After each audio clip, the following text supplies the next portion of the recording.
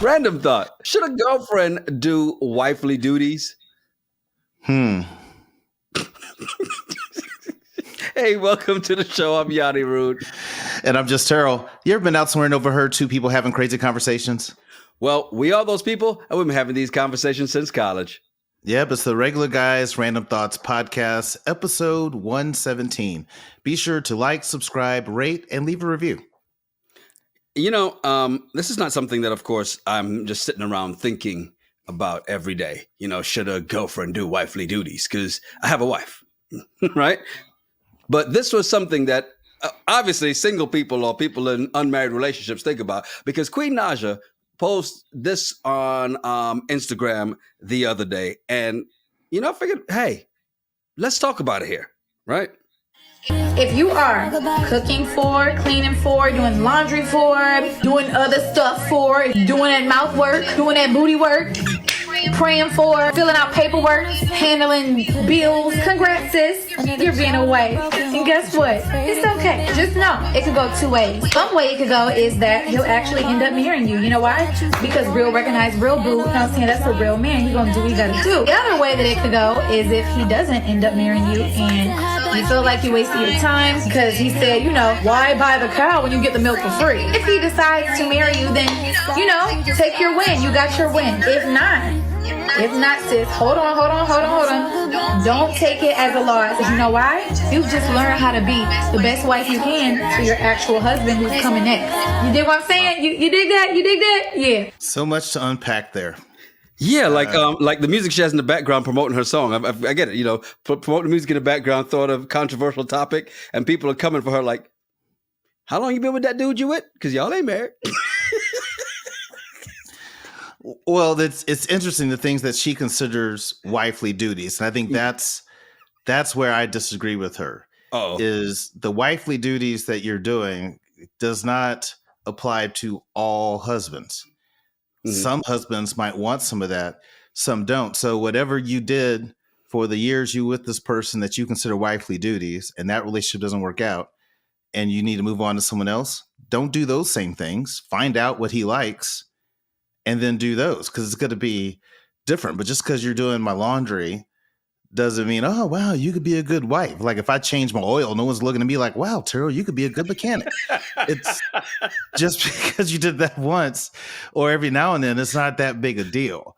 But okay, to some guys, maybe they want that. I'm just like, I have cleaners that clean the house. I don't need you to do that for me. She's talking about the package deal. I think you're nitpicking a little bit here, right? I mean, because what okay, in a relationship, if you're in a relationship with somebody, right, and y'all move in together, because people like to shack up early. I'm not that person. I need my space, but you know, people like to shack up early at times and just be content living together. Well, in that space, are you not supposed to do the duties of the house, which people consider wifely duties, to, ensure that, the house is still in a good space? Otherwise, it's going to be like, well, she can't even take care of the house. I definitely can't make her my wife. Well, again, it depends on what type of wifely duties somebody is looking for. So if you have, I've joked about this, you got some guys out there that want a mama that's going to come clean, yep, do your laundry, iron your clothes, do all that stuff for you. And if that's what you want, great. Find a woman who likes doing all that. But for that woman, if that relationship doesn't work out, don't go to the next guy and try to do his laundry, iron his clothes, and think this is what's going to make me a wife, because that might not be what interests him. It just depends on who you're with. If you were married for 20 years and you start dating someone else, don't do all the things you did in your 20-year marriage, because that worked for that guy, but it might not work for this other guy. So it just really depends on what you consider wifely duties. Now, it sounds like what she's talking about is traditional value of wifely duties. And again, I don't want that. But if some guys out there want that, find someone that likes that stuff. But just don't assume that's the blueprint to be a wife. Think about this for a second, though. What she's talking about at the same time is doing things for somebody else that would a wife, traditional wife, would do, or you think a wife should do, right? I mean, how many people are out there, men and women, who are like, well, no, I'm not waiting until I get married to have sex because I need to test drive the car before I buy it. And so if you're going to test drive the sex part of the wifely and husbandly duties, shouldn't you test drive the other parts too? Well, of course you should, but it all depends on what you want. And just because you're sleeping with somebody doesn't mean you're doing wifely duties. Think back in our younger days. I was never having sex. Like, wow, I bet she could be a wife. Look at her go. There are some idiots out there that get into relationships based on the sex. Those idiots are never happy. That could be the case. At some point, the sex fades. Physical impairments can happen where you can't do it like that anymore. You get that hip replacement. You can't back it up like you used to. So if that's the one thing that kept you in that relationship, it's just the sex. Well, that's not going to last long because at some point that goes away. But I do think that, yeah, she's doing these, whatever the duties may be. Mm-hmm. But my issue with what she's saying is she needs to coach women to say, every guy is not the same. Find out what they're looking for in a wife and see if you can do those things. And if you start doing those things, it's good practice for him to be able to see that you could be a good, caregiver, partner, whatever. Of course. Because how many times have we watched reality TV dating shows and you've said, oh, this person's not ready to be a husband or this person's not ready to be a wife. We've all said that at some point or another about somebody else because they're like, what I'm not doing when I come home, I'm not cooking this, I'm not cooking that, I'm not doing this. Well, it all depends. If you go back to what you just said about reality shows, I'm thinking of somebody in particular that she felt like, okay, I'm a nurse, and she proved it that she's a nurse, and that when she comes home, she doesn't want to have to do all those things. Well, that's great. You just got to find a guy that doesn't need that in his life. Who they partnered him up with? He needed a mama. And so he needed somebody that could come home and do those things. But like for me, I don't need a woman to come home and cook for me and all that. And if you're tired after a long day of work, DoorDash. I got you. But it all depends. But I've never been dating someone and based on how they cooked or washed dishes, because normally I don't wash dishes right anyway, because I'm very picky about dishes being clean. That's not a deal for me. So the whole point is every guy is different. Find out what that guy looks for in a relationship and in a marriage, and then see if you want to do those things. But don't apply what you did with your previous relationship and think, I did all these things for this new person. Why doesn't he want to be with me? Maybe he doesn't like those things. So to answer the question, should girlfriends do wifely duties? To be continued.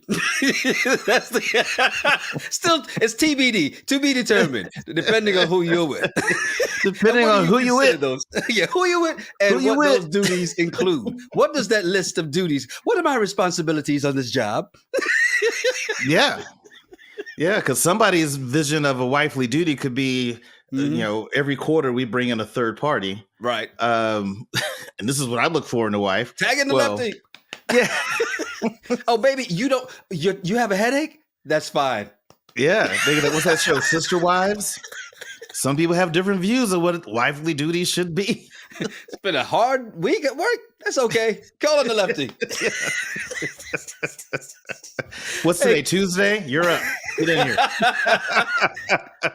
I'll see you tomorrow, Wednesday. But for right now, you get your rest. You need it. There's a new police unit. We're going to talk about that coming up. Also, the judge issuing homework. Apparently, he was a college professor in his previous life. But first, we've all traveled. You used to travel all the time. I've been traveling a lot more over the last 2 years. And there's certain things you got to do on a plane. And we saw when this came up the first time, the story. OBJ. He was kicked off a plane for refusing to follow orders. Well, last week, the body cam footage comes out. Mm-hmm. You see before we get to the body cam footage, when you first heard the story, what did you think of, okay, OBJ gets kicked off the plane? What's the first thought that came to your mind? Divas. Right. So that's the first thing I thought without even seeing the video. I'm just like, look at this diva. Exactly. Pulling this crap. I'm not going to lie. I thought the same thing too. Body cam footage comes out because, you're one of those people who's always, I want to see the rest of the video. So the video comes out. Did it change your mind, Eddie? No. Why? No, it didn't change my mind because a lot of this could have been avoided with just a seatbelt. Now, I get it. He was asleep. He was tired and all that. Did the flight attendants kind of overreact a bit? Probably. But if you look at what's happened since the pandemic, flight attendants have been taking a lot of hell from people. And now they've gotten to the point where their airlines are backing them up. So they're just like, nope, not doing it. Mm-hmm. For Odell, my issue with him is you have way too much to lose. You are a name. You are a celebrity. Let this go away. Put the seatbelt on, roll over and go back to sleep. Mind your business. Mm-hmm. Now, I get it. He has too much to lose. So I'm just like, that's on you, man. To be fair, though, he's even come out and said that if it was about the seatbelt, all they had to do was say that when they finally woke me up, I would have put it on 5 seconds. It's gone, right? The difference is, and he also explained this on the shop because they asked him about it back in December. And he said, look, yeah, I was out the night before. I picked this flight, specifically this flight, because I'm flying from Miami. I'm going back to LA. It's a 5-hour flight. I want to sleep. I want to lay down and sleep. So I picked this flight.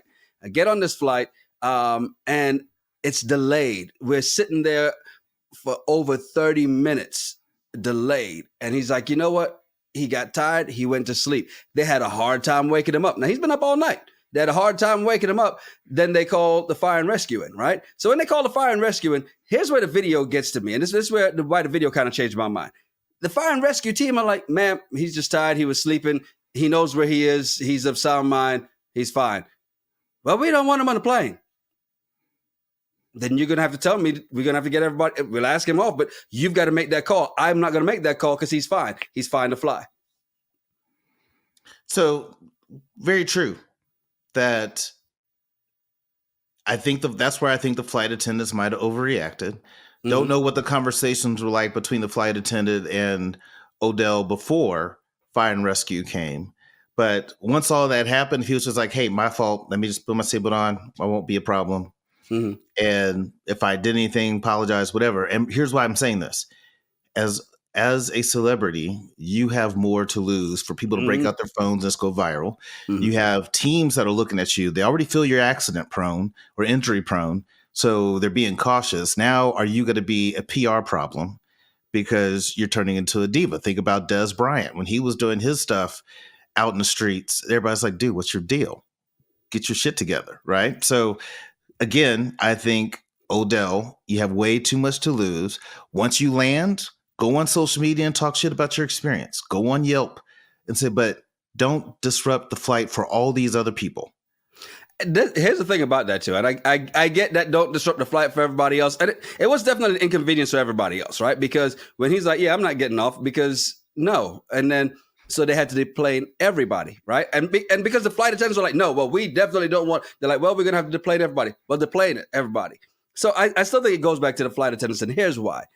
Even as the guy saying, he kept saying, fire and rescue was like, no, he's tired. That's all. And the guy's like, well, he said he came back from the club and, he's probably that. And they're like, how are you going to try to insinuate the guy's on coke when he's asleep? I don't do drugs like that. And so I don't know any sleepy cokeheads. That's my point. That's my point. I've never seen I'm going to do this bump and then I'm going to bed. Woo! That's my long point. Day. How are you going to insinuate this man is snorting? And that's why he's knocked out. And even like OBJ said, he goes, look, on the shop, he said, if I'm unruly and belligerent, all the things they said, why did they call fire and rescue and not the police? Because if I'm unruly, you call the cops to get me off. But if I'm knocked out to the point that you can't wake me up, that's when you call fire and rescue. Yeah, but still, you got too much to lose. That you got to think about that. You got too much to lose. Is it worth it? Is this where you want to draw the line in the sand? A customer goes off and they're pissed because you won't get off the plane because they have to deplane.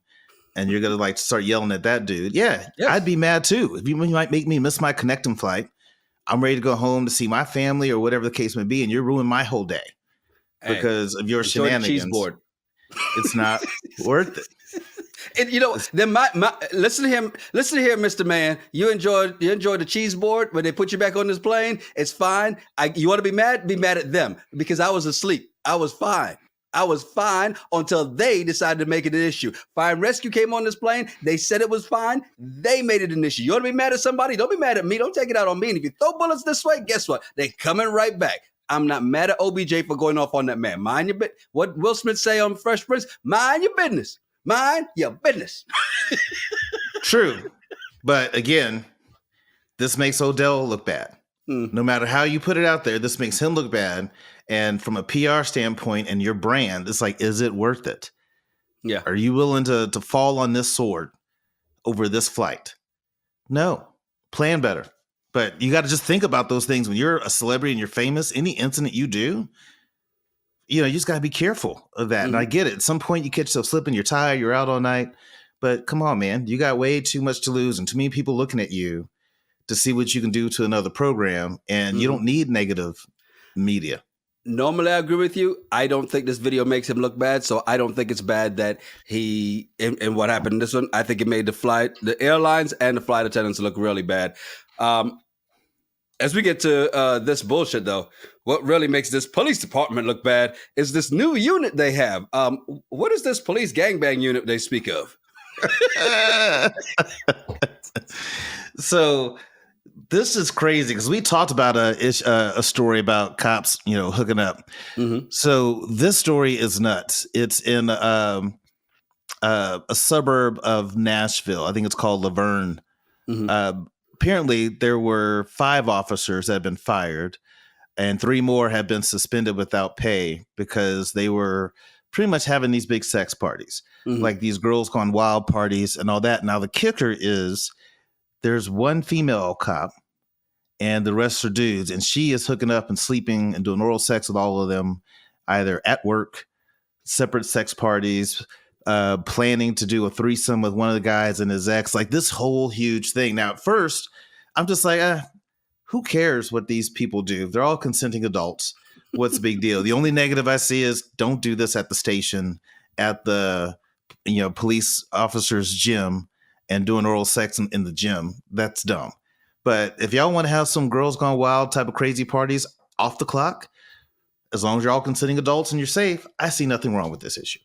Okay, first of all, she definitely took to serve and protect, literally. Well, we don't know if she protected. She served, though. It looks like she was serving a lot.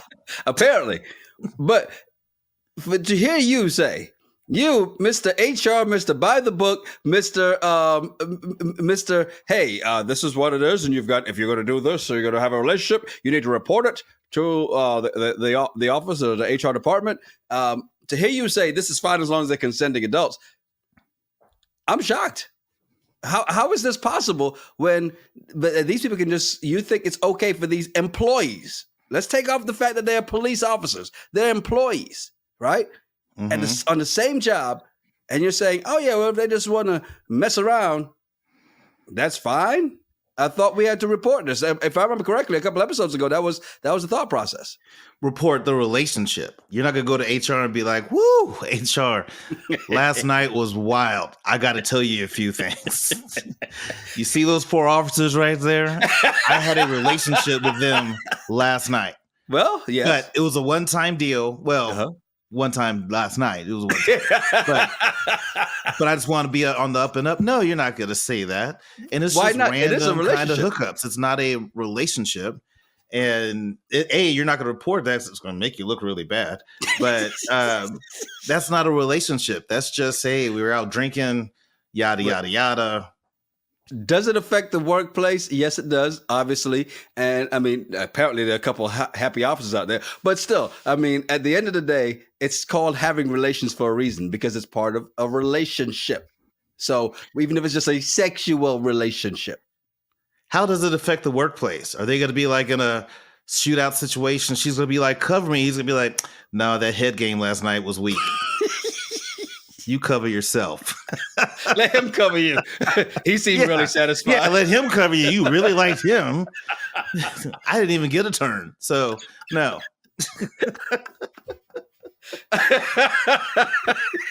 I mean, I think what's bad about this story is when you're dealing with small suburb towns, like everyone knows.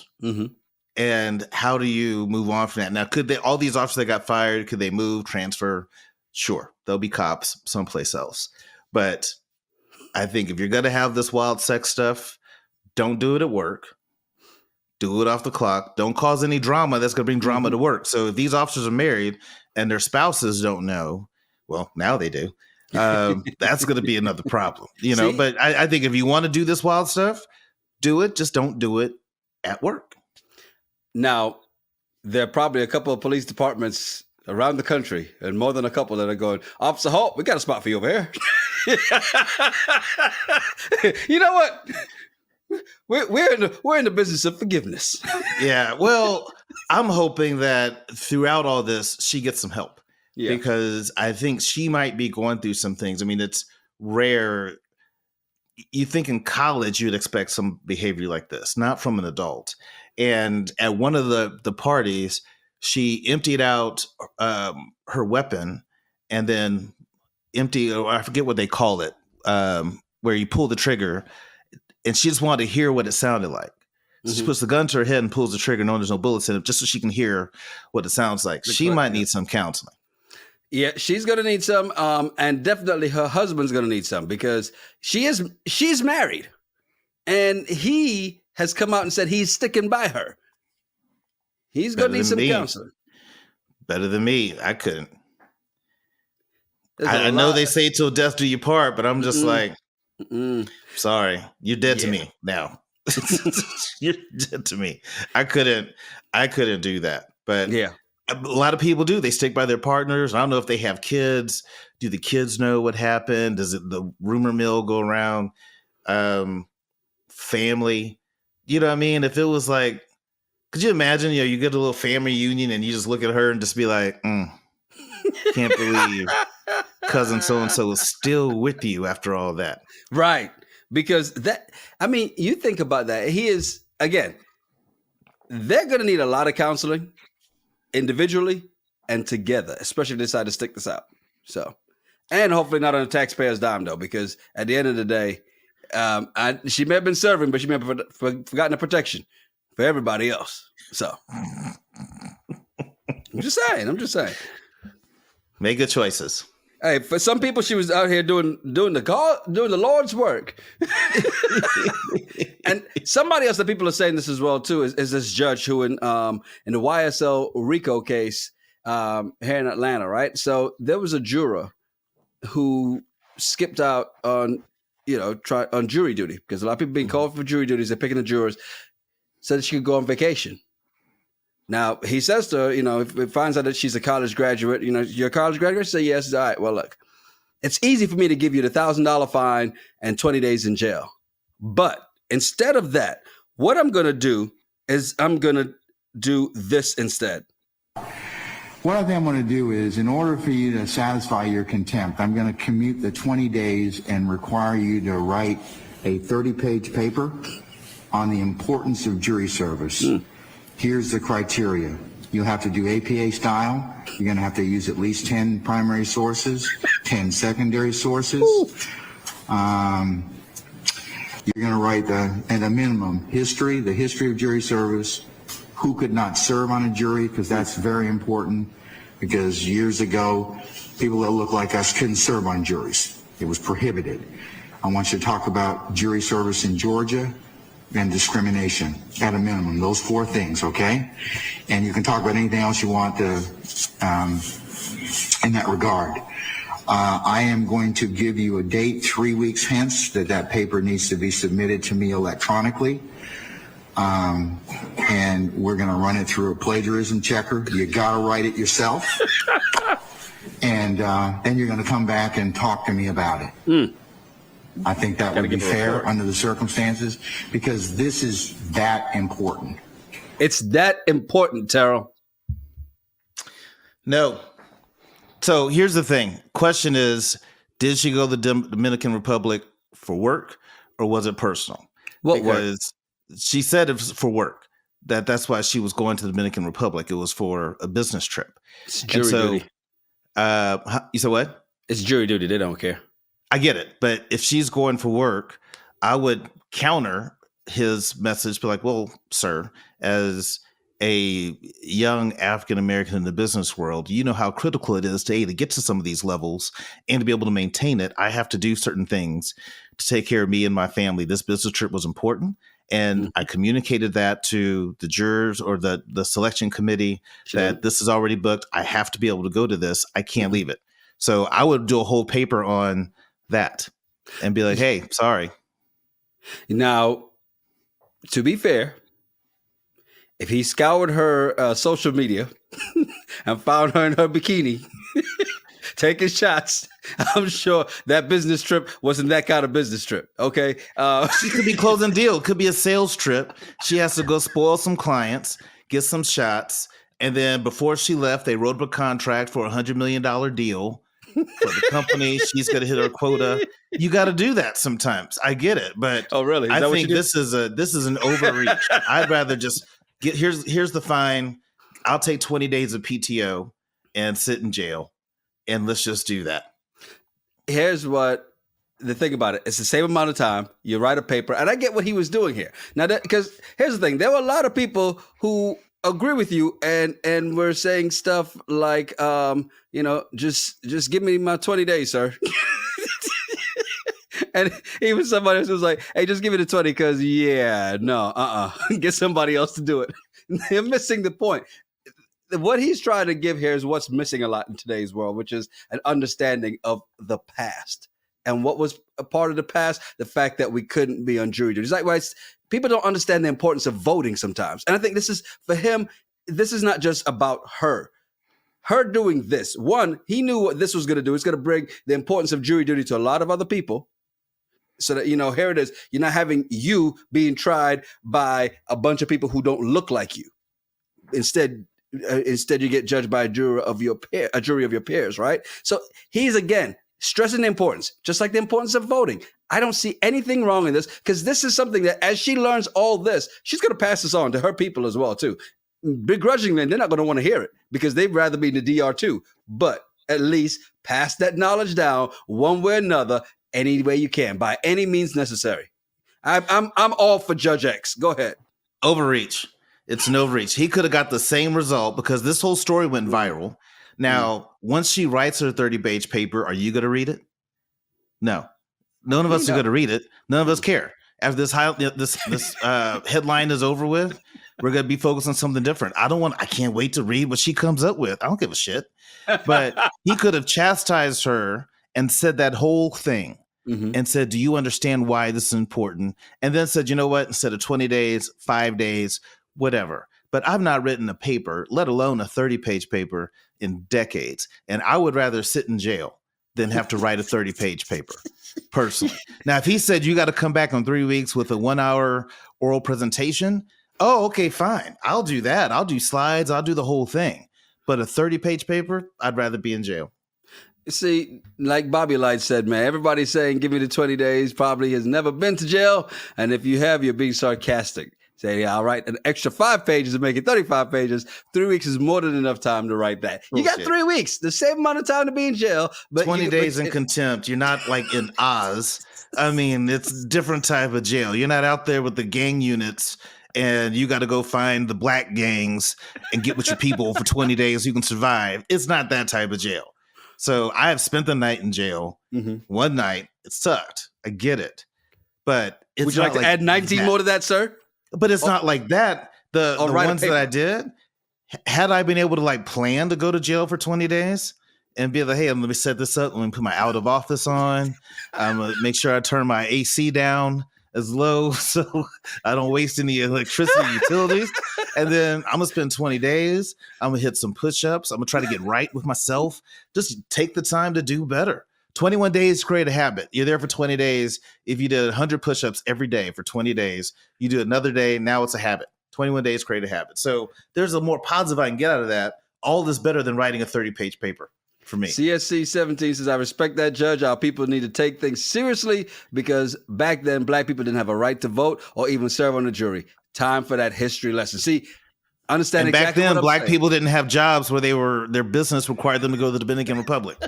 So unless it's Memorial Day weekend, your business doesn't require you going to the Dominican Republic. Yeah. So stop it. Stop it. That's you're just man. But she okay, never mind. All right. Don't forget, we are back Wednesday, 10:15, live streaming the Married at First Sight, season 16, Nashville recap. We're right there right after the show. And we'd love to hear you guys, your comments on it. So make sure you join us for that live stream. 10:15, 9:15 Central. And then Friday, normally we'd do the recap of Ready to Love at 9:30, which would be right after the show. But I'm going to be in Tennessee, not Nashville. I'll be back in Memphis. You're hoping to get arrested. I'm going to go check out this purple church. We're going to seek out this purple church that you spoke of a couple episodes ago. But so we're going to drop that Ready to Love recap next Sunday. Okay, so look for that Sunday evening. We'll drop that then. And of course, then following Monday, right back here for episode 118. It's going to be good. I'm glad we get a little bit of break from Friday night watching Ready to Love, but we'll still pick it back up. It's not an interesting show, as everybody's commenting. We got more people say they don't watch it. They're just listening to us. See, this is your fault. Yeah, they wanted us to watch it and recap it. See, this is the problem. Yeah, y'all watch it so I don't have to. Because I don't want to watch this bullshit, but I want to know what's going on. Yeah, those that don't want to watch and just want us to do the recap, I'm going to need you to do a 20-page paper on the importance of teamwork and why we, as a Black community, have to stick together. And with one of us is struggling, we all struggling. We sick. Is one of us sick? We all sick. We all sick. So I need you to write a 20-page paper on that, AP style. Well, I'll tell it's going to require you to do that. I'm going to say thank you. Thank you for listening. Thank you for subscribing. Thank you for hitting like. And thank you for hitting that bell for notifications. So anytime we go live or anytime we drop a new video, you can check it out. So thank you. Thank you. Thank you. Well, yes, there's that. Thank you. I'm sorry.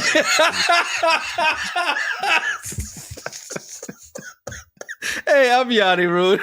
And I'm Just Terrell. Make sure you follow us at Yanni Rude, at Just Terrell, and at RGRT Pod. Yeah, send us some of your random thoughts, some of the bullshit you find on the internet. We'll talk about it on the show. It's the Regular Guys Random Thoughts Podcast. Cheers. Cheers. Grumpy old man. Stay off my lawn.